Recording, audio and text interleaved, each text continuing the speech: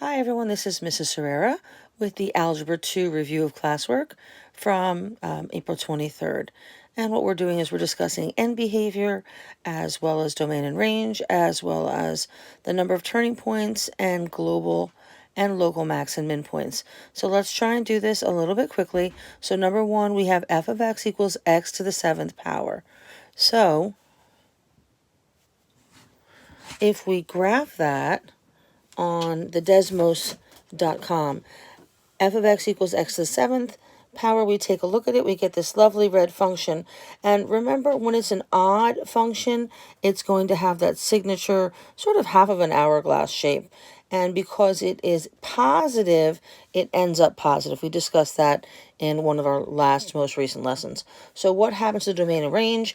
Again, the domain for x can be all negative and all positive numbers, and y values also can go as low as we want or as high as we want.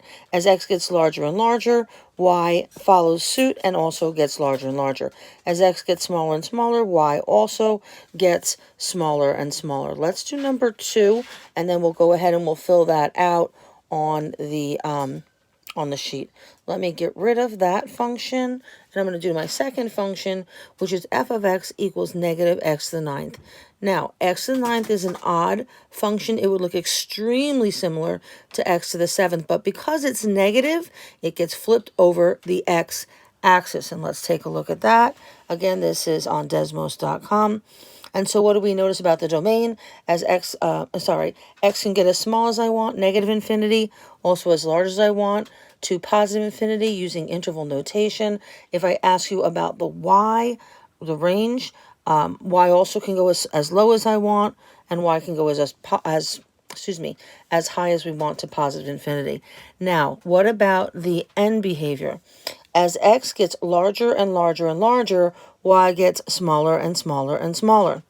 As x gets smaller and smaller and smaller, y is getting larger and larger and larger and approaching positive infinity. So they are inversely related. So let's go back. The light, please.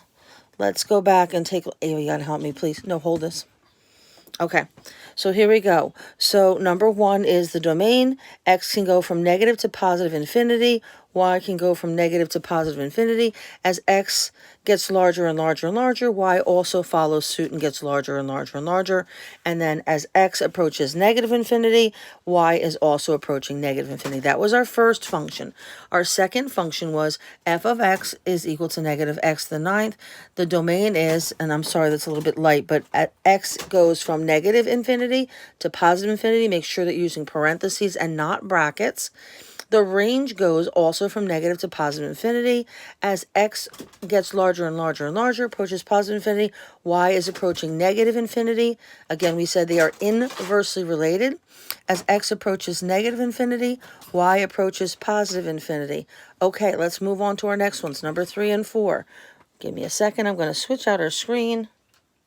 Okay, so number 3 is... f of x is equal to x to the 10th. Let me just get rid of the number 4. So f of x equals x to the 10th looks like this lovely function.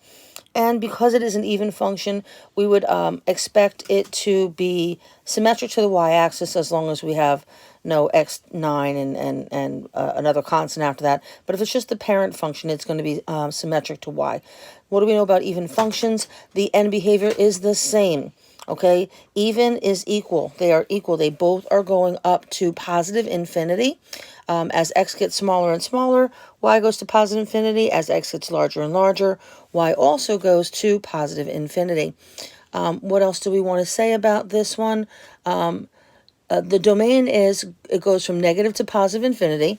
So my x's can go as small as I want, as large as I want. That is not true with y's. The lowest y is ever going to get to is 0. We see that bottoming sort of flattening out and gets tangent around the origin. So the lowest we can go for y is 0, but it can go as high as we want. So that's number 3. And I'm going to switch that out to number 4. Number 4 is f of x equals negative 8. So what does that one do? Again, because it's negative, it's reflected over the x-axis. So if I look at the domain, x can go as small as I want, and there'll still be a point on the function. X can go as large as I want, positive infinity, and so we go from negative to positive infinity. We could also say all real numbers, but they tell you to put it in interval notation.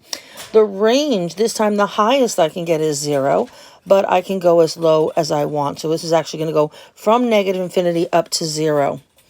Okay, so we did 3 and we did 4. Okay, let's have the thing back, the board back, and let's have you fill in and check your work. So number 3 is f of x is x to the 10.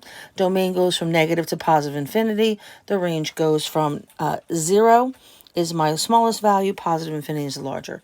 As x gets larger and larger, y gets also larger and larger. They're exactly correlated to each other.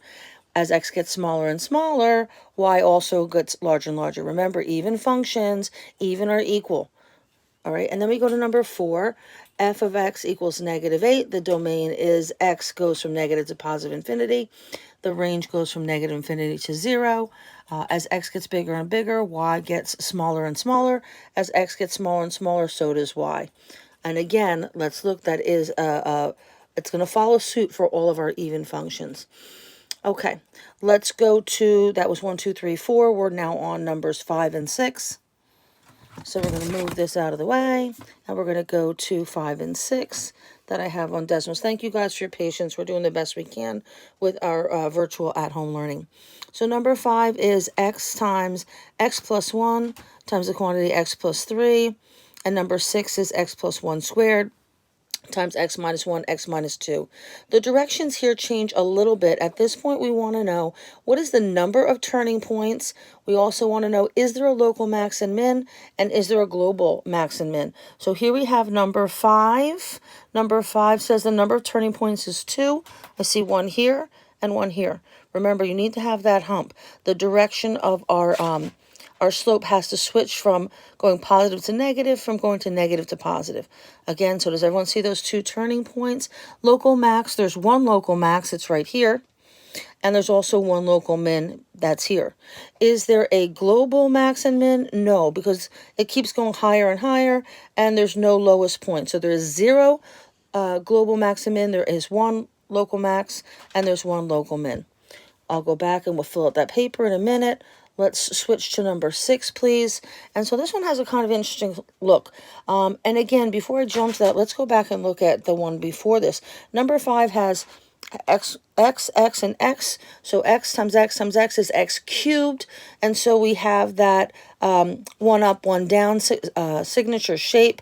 Whereas this one is x to the 4th. There's your 2. There's the 3rd x, there's the 4th x. So I'm going to expect them both to open up or open down. Since it's positive at front, they're both going to open up.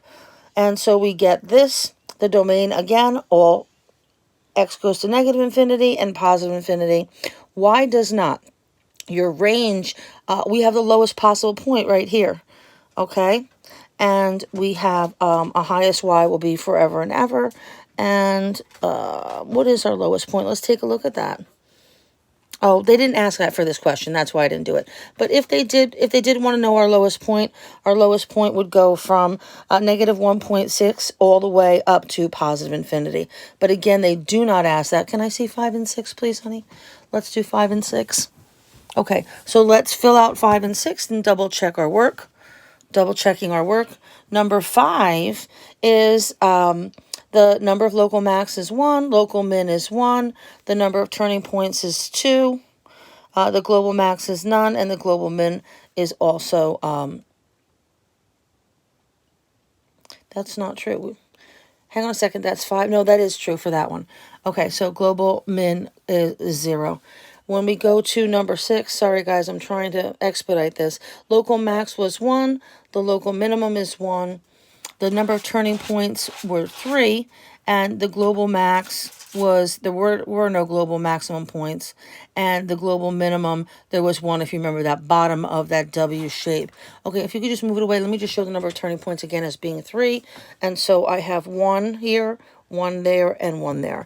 And those are your turning points. Last 2, and then we'll be out. I'm trying to keep this as short as I can. Okay, so here's number 9. Number 9 is f of x equals negative x times x minus 2 squared. So again, there's x there's two X's, there's a third X, so I'm going to expect that signature up and down shape. Because it's negative in the beginning, it ends up being negative. Remember I told you that negative people look at the floor, positive people look up. So let's take a look at that shape right here. So we have that signature up and down shape. And what are they asking me for? Here is the number of turns would be 2. Again, it has to look like that hump where it's changing. It's called a critical point. So it changes right there, and it also changes right here. So it has 2 turning points, local max and local min. We have one local max here. We have one local min here. There is no global minimum. It goes on and on. There's no global max because you see that function continues to grow. Okay, one last one, and I am done. This is number 10.